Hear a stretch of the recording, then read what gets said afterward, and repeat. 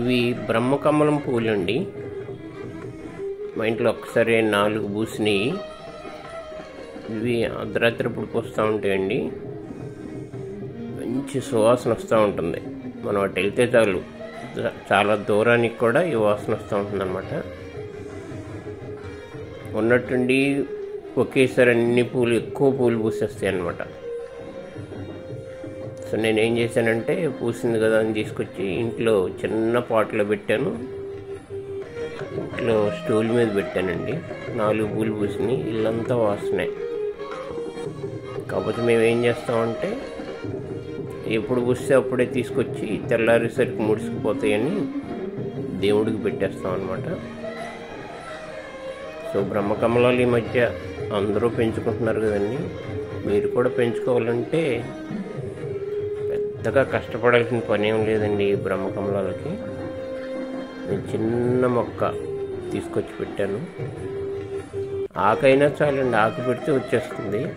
చిన్న కొమ్మ పెట్టినా కానీ వచ్చేస్తుంది. ఏ మట్టిలో అయినా పెట్టచ్చు. నేను రోజు కొంచెం నీళ్లు పోస్తాను తప్ప దీనికంటూ స్పెషల్ కేర్ అంటూ ఏం తీసుకోనండి. పెట్టడం కూడా చిన్న పాట్లో పెట్టాను. మీరు చూస్తారు, చూపిస్తాను. అది కూడా చాలా చిన్న కుండీలో పెట్టాను. అయినా సరే అది బాగా పెరిగి బాగా పూలు పోస్తుందండి. అప్పుడప్పుడు 4, 5, 6 అట్ట పూసేస్తుంది. ఒక్కసారి పోస్తుంది అనమాట. కుండీ అయితే చిన్నదే. ఇదే కొంచెం పెద్ద కొమ్మ ఇప్పుడు మీరు చూస్తున్నదే. అంతే. మిగతా అంత చిన్న బుష్ ఇది చూస్తున్నారు, అంతే చిన్న మొక్క. దీనికంటూ ఎరువులు కూడా పెద్దగా ఏం అక్కర్లేదండి. ఎప్పుడన్నా వేస్తే వర్మి కంపోస్ట్ వేయండి చాలు. మీరేమీ దాన్ని పట్టించుకోకపోయినా అప్పుడప్పుడు నీళ్లు పోస్తూ ఉంటే చాలు. ఒకేసారి ఎప్పుడు పోస్తుంది అనమాట. మొగ్గలన్నీ ఒకేసారి వచ్చి పోస్తుంది. కాకపోతే ఈ మధ్య అందరూ బ్రహ్మకమలం అని పెంచుకుంటున్నారు. నేను కూడా చిన్న కొమ్మ తీసుకొచ్చి పెట్టాను అంతే. మొక్క కూడా కాదు. అదే ఇలా తయారైపోయింది.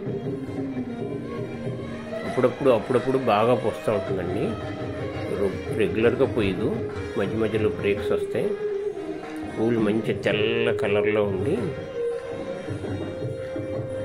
మంచి సువాసన చూస్తే కూడా చాలా బాగుంటాయి అన్నమాట.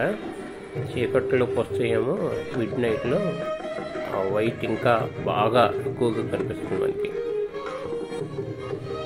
మీరు పెంచుకోవాలనుకుంటే చిన్న కొమ్మ ఎక్కడన్నా ఎవరింట్లో అయినా సరే తెచ్చి పెంచుకోవచ్చు.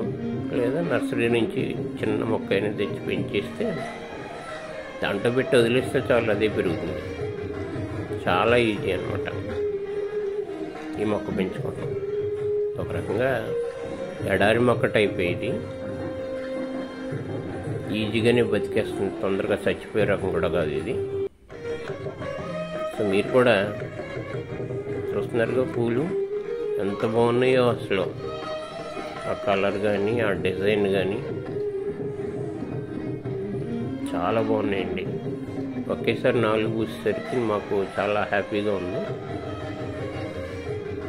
చూడండి ఈ మొక్క ఎంత బాగుందో. నేను తీసుకొచ్చి ఇంట్లో పెట్టాను. మీరు కూడా ట్రై చేయండి ఒకసారి. ఎందుకంటే పెద్ద కష్టమేం కాదు కాబట్టి ఒకసారి ట్రై చేయొచ్చు.